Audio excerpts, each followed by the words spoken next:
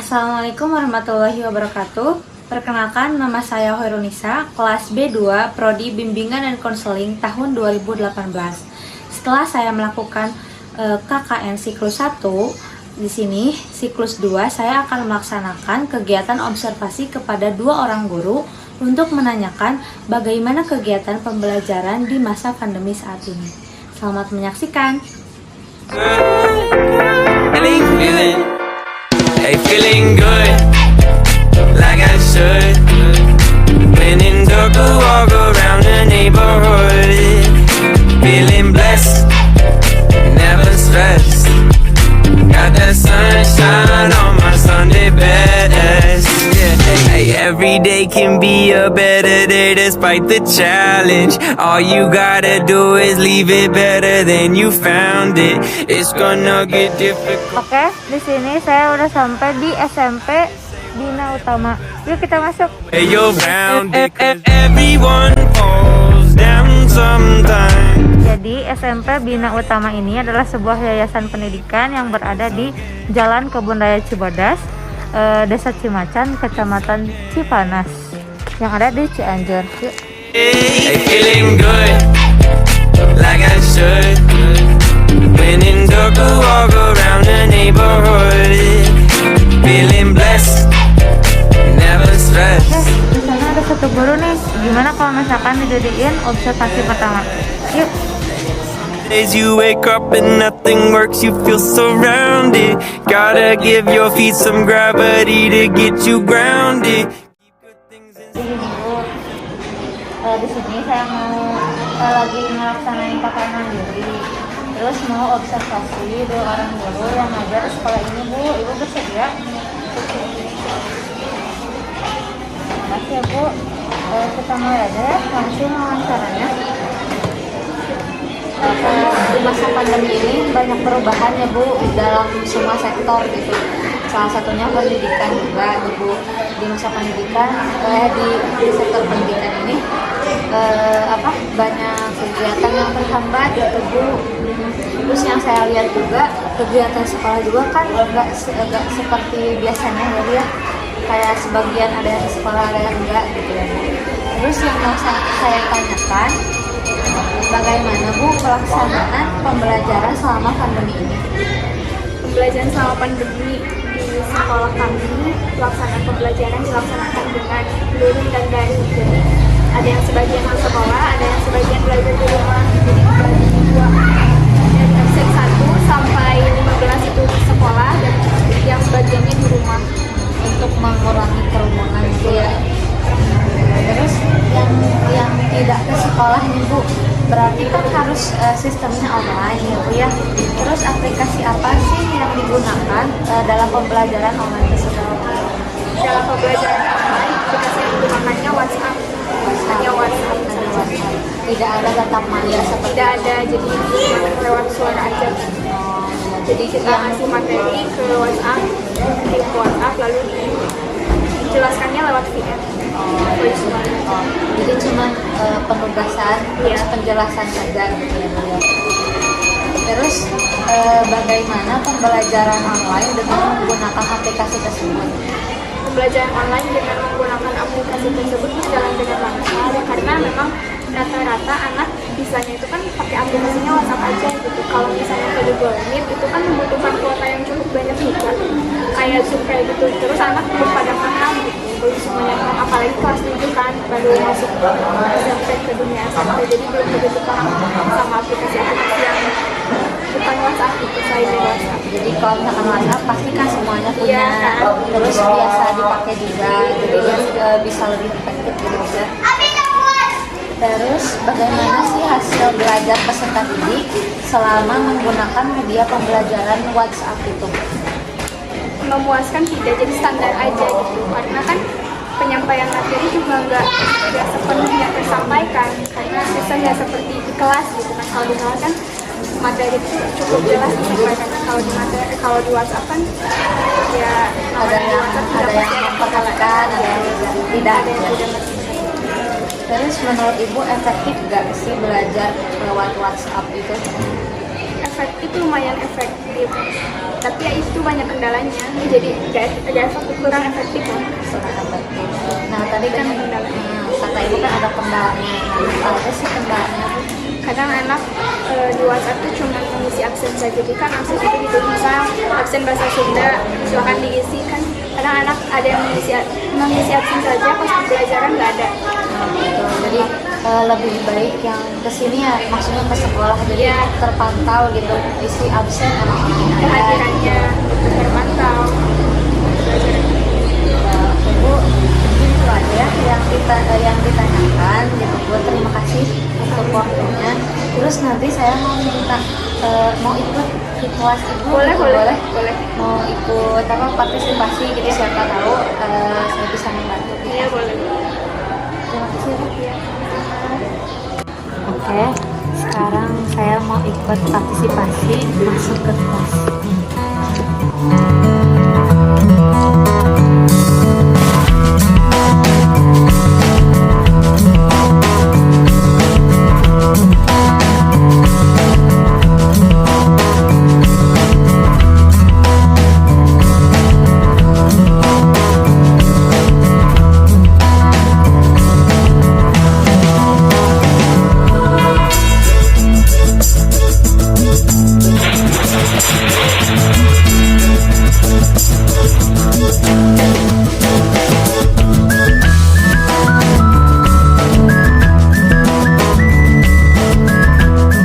Assalamualaikum warahmatullahi wabarakatuh.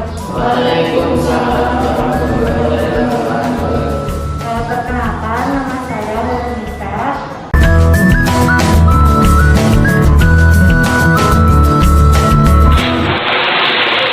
这一次我真的睡着了。 Ada beberapa kalangan Arab, bangsa Arab, masyarakat Arab yang tentu tidak semuanya menerima ajaran Al-Quran. Yang tadi sudah dikatakan, ada yang menerimanya, ada yang menolaknya, dan dakwah Al-Quran pada saat itu sudah mulai tersebar di daerah-daerah.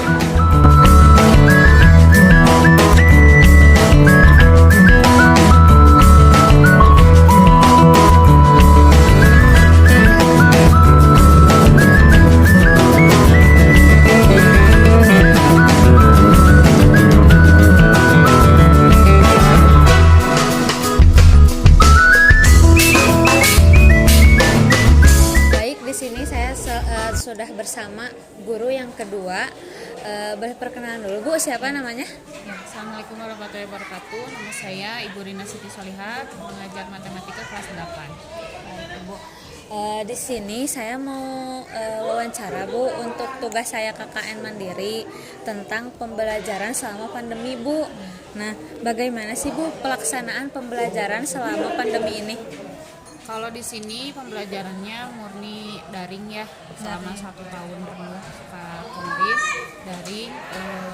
Seperti itu, misalkan ada yang kombinasi luring daring, jadi ada anak yang datang ke sini yang tidak punya HP, itu datang ke sini ngambil matrik tugas.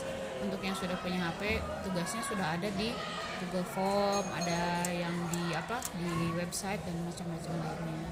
Oh iya. Jadi si siswa itu dibagi dua, ada yang kalau punya HP bisa di rumah, kalau yang enggak ke sekolah gitu ya, Bu ya. Oke. Terus yang di rumah nih, Bu, kan pasti sistemnya online gitu. Aplikasi apa sih yang digunakan pembelajaran online tersebut? Kalau di sini kebanyakan menggunakan Google Form ya, Google Form. Terus ada yang pakai YouTube juga, ada yang pakai WhatsApp juga, terus ada yang pakai Telegram juga, macam-macam jenisnya. Pokoknya guru-guru di sini memaksimalkan penggunaan media sosial. Media sosial diutamakan karena anak-anak lebih banyak aktif di media sosial. Oh iya ya. Jadi untuk memudahkan pembelajaran si anak, jadi menggunakan aplikasi yang biasa dipakai gitu ya, Bu ya.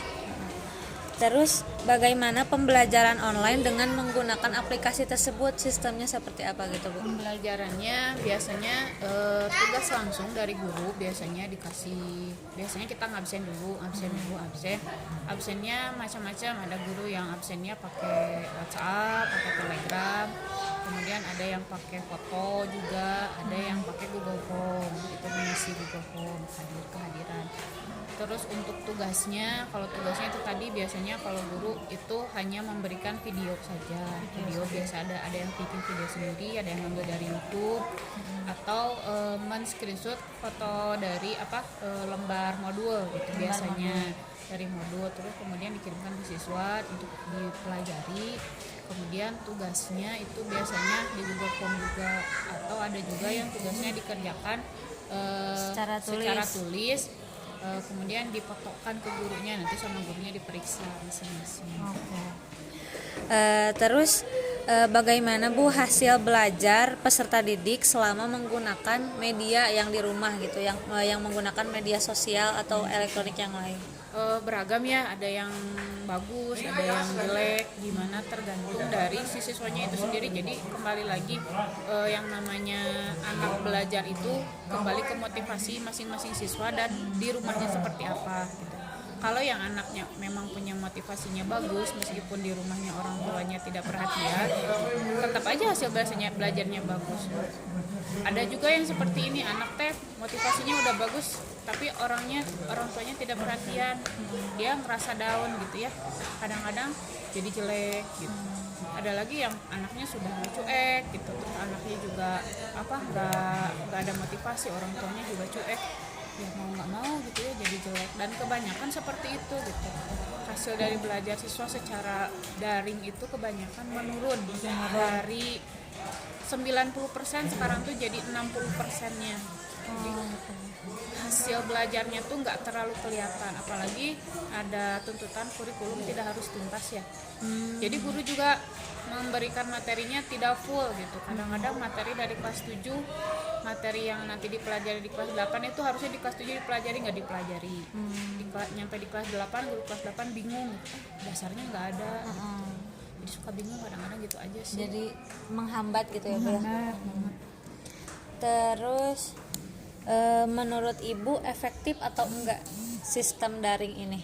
Sistem daring kalau menurut saya mah lebih efektif yang awal ya. Dulu waktu awal daring itu ada pengelompokan siswa, jadi siswa belajar kelompok di satu rumah ataupun di tempat-tempat tertentu yang sudah disediakan, kelompok kecil ya 5-6 orang untuk belajar, dibimbing oleh gurunya gitu. Jadi gurunya yang keliling, gurunya keliling, tapi itu juga nggak tiap hari. Itu sebenarnya lebih efektif karena diorganisir sama salah satu siswa. Jadi ada siswa yang aktif, ada siswa yang bisa memimpin, jadi dia ngasih ngasih masukan, si Anu nggak ini, si Anu nggak ini gitu.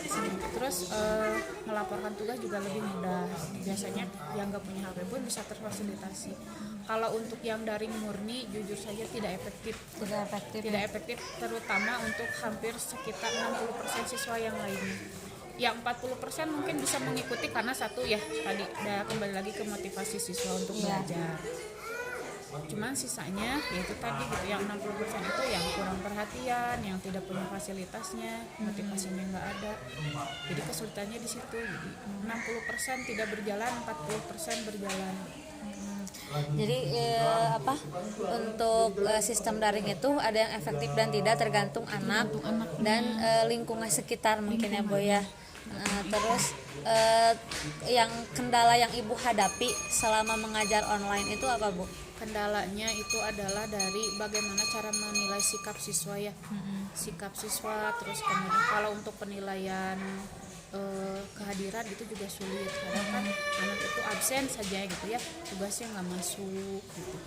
Terus kan pelajaran saya masuk, nanti pelajaran yang lain ada yang masuk, ada yang enggak gitu. Nah, itu mungkin kesulitannya gitu. Sikap juga sulit gitu kan. Ada anak yang mungkin kita ngelihatnya dia secara kemampuan akademis bagus, tapi dari segi sikapnya kurang baik gitu ya. Nah di situ susah membedakan gitu. Mana apalagi pas kemarin masuk tahun ajaran baru itu kan full daring dari awal tahun sampai akhir tahun. Guru yang mengajar sebelumnya mungkin tahu karena kan sempat tatap muka dulu. Tapi kalau guru yang benar-benar baru menemui anak tersebut kan hanya bisa menilai dari akademisnya aja. Jadi kendalanya tidak langsung terkontrol ya Bu ya, tidak langsung melihat sikapnya. Masalah lainnya juga banyak, kayak misalkan kita nggak bisa ngontrol anak di luar seperti apa. Kalau di sekolah kan ketahuan anak berantem, anak ada apa, ada pembelian atau apa kita tahu gitu ya. Terus anak di rumah ada masalah apa kita tahu. Kalau daring tuh bingung gitu. Iya. Ini anak kenapa gitu, ngabsen aja atau tugasnya kok begini aja gitu. Ada Atau masalah apa ada gitu masalah ya. apa kita kan nggak tahu ya, nggak tahu anak itu kenapa, Kalau daring itu kesulitannya itu sikap, dan kita sulit untuk apa sih menganalisa anak tuh punya kesulitan belajar apa sih gitu. Iya. Karena rata-rata hampir semua sama nggak ngerti kalau belajar daring karena materinya nggak dijelaskan. Kurang penjelasan ya Kurang Bu ya. penjelasan, karena kalau video pun diulang-ulang, bagi yang cepat nanggapnya mungkin bisa, bagi yang susah nanggapnya tetap aja nggak bisa. Susah ya. Oke, Bu. Jadi itu saja ya Bu yang saya tanyakan. Terima kasih atas waktunya. Mudah-mudahan Ibu sehat ya. Terima kasih ya Bu. Sama-sama. Sekian dari saya. Terima kasih kepada seluruh pihak yang telah membantu. Mudah-mudahan video ini bermanfaat. Assalamualaikum warahmatullahi wabarakatuh.